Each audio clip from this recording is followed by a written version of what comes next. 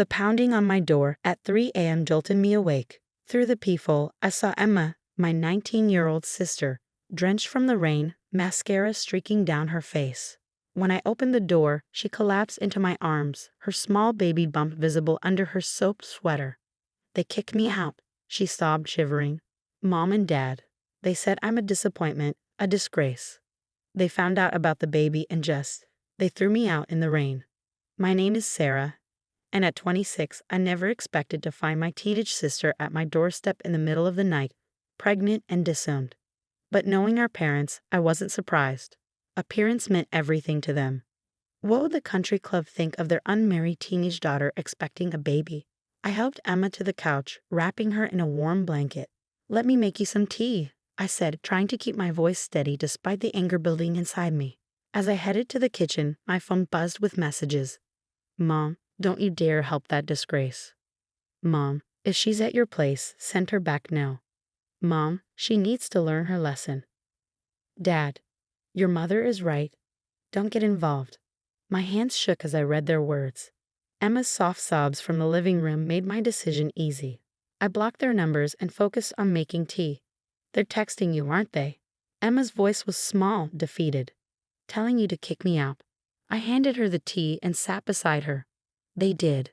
I blocked them. You're staying here as long as you need." Emma's eyes widened. "But your job, your life? I can't ask you to." "You're not asking. I'm offering." I squeezed her hand. That's what big sisters are for. The next morning, Emma told me everything. The baby's father, a college freshman she'd been dating, had ghosted her when she told him about the pregnancy.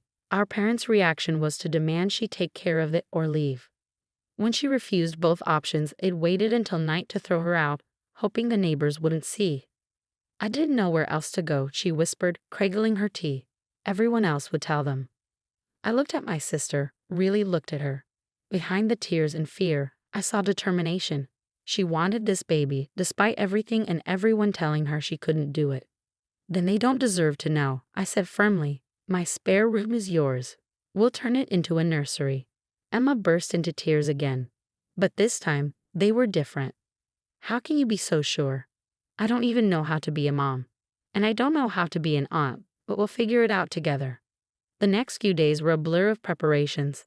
I helped Emma enroll in online classes to finish high school, found her a part-time remote job she could do from home, and scheduled her first proper prenatal appointment. My salary as a software developer was enough to support us both, but Emma insisted on contributing what she could. The family backlash was swift and vicious. Aunts called to tell me I was enabling bad behavior. Cousins sent messages about how I was destroying the family. Even our grandmother, usually the voice of reason, suggested I was making a mistake. "Let her face the consequences," she said during one call. "It's the only way she'll learn." "She is facing them," I replied. "She's choosing to have this baby and finish her education. Those are pretty adult consequences, don't you think?" The call stopped after that, but the silence that followed was deafening. Holidays approached, and for the first time, Emma and I weren't included in family plans. No invitation to Thanksgiving dinner, no Christmas card, nothing. Instead, we started our own traditions. We painted the spare room together, turning it into a cozy nursery. Emma chose a soft green color, saying she wanted it to be perfect for either a boy or girl. She decided to keep it a surprise. One evening, as we assembled the crib, I assembled while Emma supervised and ate pickles straight from the jar. She looked at me with tears in her eyes. "I'm sorry," she said suddenly. "For what? Eating all my pickles?" She managed a small laugh. "No, for ruining your life. You should be dating, having fun, not taking care of your pregnant teenage sister." I put down the screwdriver and faced her. "Emma, listen to me. You haven't ruined anything. Our parents' reaction, that's on them. Their choice to throw away their daughters instead of supporting us, that's their burden to bear, not ours." As autumn turned to winter, Emma bloomed. Despite everything, she maintained her grades, worked her part-time job, and prepared for the baby. Each small achievement was a quiet rebellion against our parents' prediction of failure. But the hardest test came one December evening when I arrived home from work to find Emma in tears, clutching her phone. "Mom found my new number," she whispered. She said she hopes I fail. that I'll come crawling back when I realize what a mistake I've made. I took the phone gently from her hands. You know what? Let's prove her wrong. Not because we need her approval, but because you deserve to succeed. Emma wiped her eyes and nodded, one hand resting protectively on her growing bump. We will, she said, with a determination I'd never heard before. This baby deserves better than their hatred. That night, as snow fell outside our warm apartment, I realized something profound. Sometimes family isn't about blood or obligation. Sometimes it's about choosing to stand together when others try to tear you apart. The weeks passed, and Emma's due date drew closer. I converted my home office into a cozy study corner for her, complete with a comfortable chair and a laptop stand that accommodated her growing belly.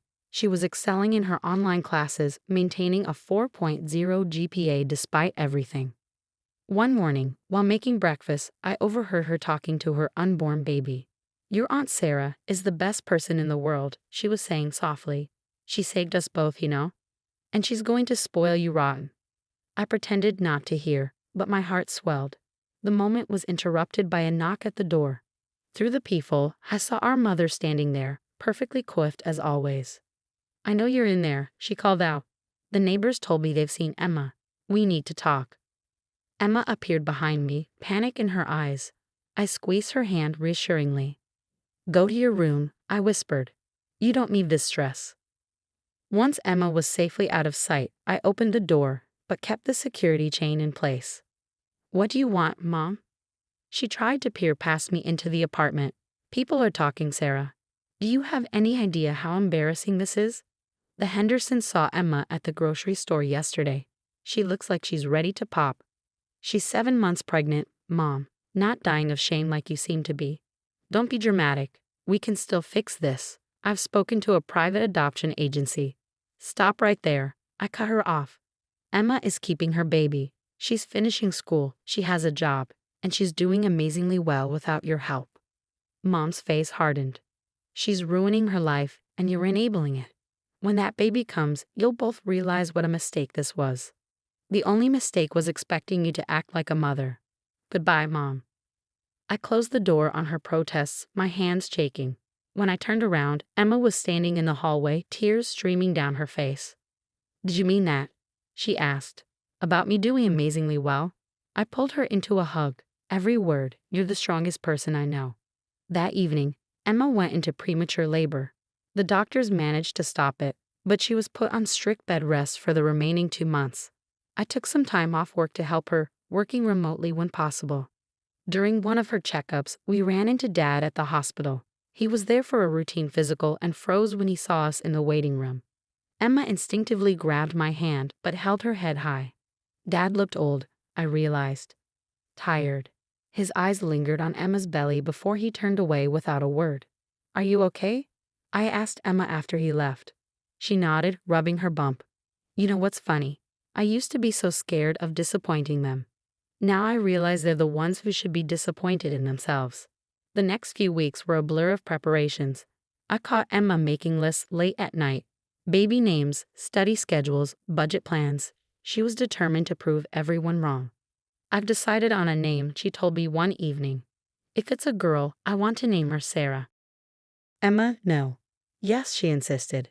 You gave me a future when our parents tried to take it away. I want my daughter, if it's a girl, to know that story. Before I could argue, she grabbed her stomach, eyes wide. The baby's coming, she whispered. 16 hours later, little Sarah Grace came into the world, screaming her lungs out and perfectly healthy despite being 3 weeks early. She had Emma's nose and a head full of dark hair.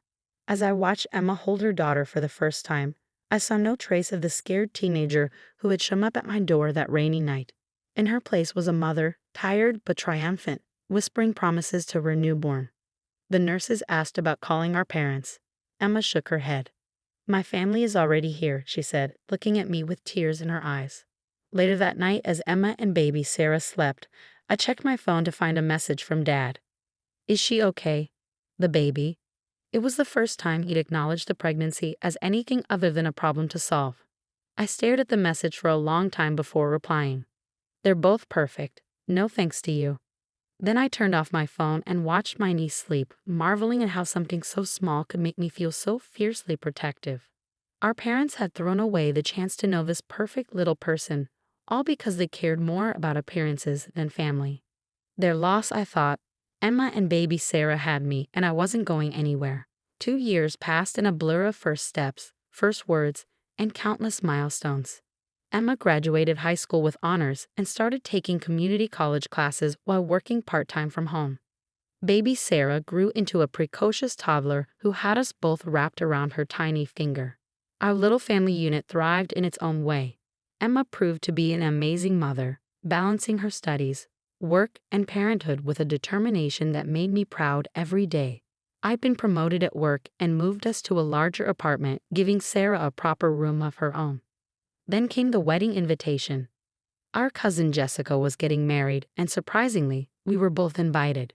The invitation arrived with a note from our grandmother. "Please come, it's time to heal." Emma stared at the invitation for a long time, bouncing Sarah on her hip. "Should we go?" "Only if you want to," I said. "We don't owe them anything." The day of the wedding arrived crisp and clear. Emma dressed Sarah in a tiny purple dress that matched our bridesmaid dresses. Jessica had insisted on including us in the wedding party despite our parents' protests. As we walked into the church, Sarah holding both our hands and giggling, the family's reaction was immediate. Conversations stopped. Heads turned. Our mother, impeccable in her designer dress, froze mid-conversation. But it was Sarah who broke the ice. She spotted our grandmother and ran to her, arms outstretched. "Great-grandma," she squealed, remembering her from the photos Emma had shown her. Grandmother scooped her up, tears in her eyes. "Oh my," she whispered, looking at Emma. "She's perfect." The ceremony went smoothly, though I noticed our parents sitting stiffly in the front row, deliberately not looking our way. At the reception, Emma surprised everyone by giving a touching speech about family and second chances, her voice never wavering. "Sometimes," she said, looking directly at our parents, "the family you choose is stronger than the family you're born into. But there's always room for both, if people are willing to try." Later, as Sarah charmed everyone on the dance floor with her toddler moves, our father approached Emma. "She looks like you did at that age," he said quietly. Emma picked up Sarah, who was starting to get sleepy. "Would you like to hold her?" The moment hung between them like a bridge waiting to be crossed. Slowly, Dad reached out, and Sarah went to him without hesitation. "Hi, Grandpa," she said sleepily, laying her head on his shoulder. I watched my father's face crumple, years of pride and stubbornness washing away in an instant. Mom stood frozen across the room watching. "I'm sorry," Dad choked out. "We were so wrong, Emma, so terribly wrong." Emma touched his arm gently. "I know, but Sarah doesn't. She doesn't know about the pain or the rejection. She just knows love. Maybe we can start there." That night marked a turning point. It wasn't perfect. Years of hurt don't disappear in one evening. But it was a start. Over the next few months, our parents began making tentative steps toward reconciliation. First, it was just cards and photos. Then came careful visits, always under my watchful eye.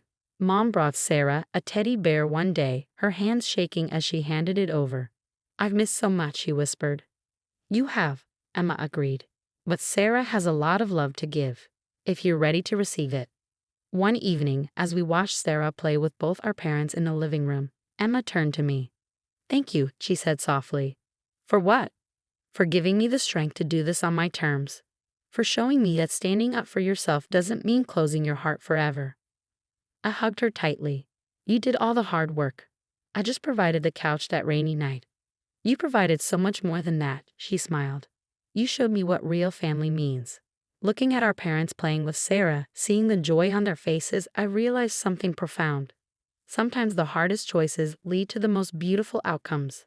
Emma's courage in choosing her baby, my decision to stand by her. These choices had not only created our own little family, but had eventually helped heal our larger one. Sarah ran over to us, her eyes bright. "Mommy, Auntie Sarah, look what Grandpa taught me." As she demonstrated her new trick, making everyone laugh, I caught Mom's eye across the room. There was regret there, but also hope. We had all learned valuable lessons about love, forgiveness, and the true meaning of family. Emma squeezed my hand. "We did it," she whispered. Yes, we had. Through midnight tears and morning triumphs, through first steps and gradual healing, We had created something beautiful from something broken. And in the end, love had won, not because we forgot the past, but because we chose to build a better future.